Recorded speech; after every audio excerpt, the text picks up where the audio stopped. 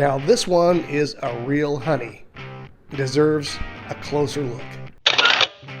Second Series 1955 Chevrolet pickups marked the beginning of the long-running Task Force trucks, and this frame-off restored and customized 1955 Apache truck is proof of the series' enduring appeal. Now, the big back window hauler is a reference dictionary of rod and custom visual language with a remote actuated hood and tonneau cover over a dazzling cherry wood bed. Now get this, it's a multiple-time World of Wheels award winner, including Outstanding Full Radical Hand-Built Truck, Best of the Best, 6-shooter recipient, Outstanding in Class, First Place, Outstanding Paint, Participant's Choice, and last but not least, the Shock and Awe Award.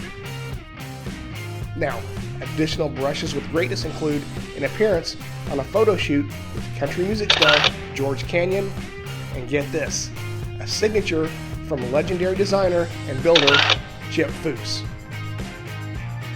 This is one sweet rig.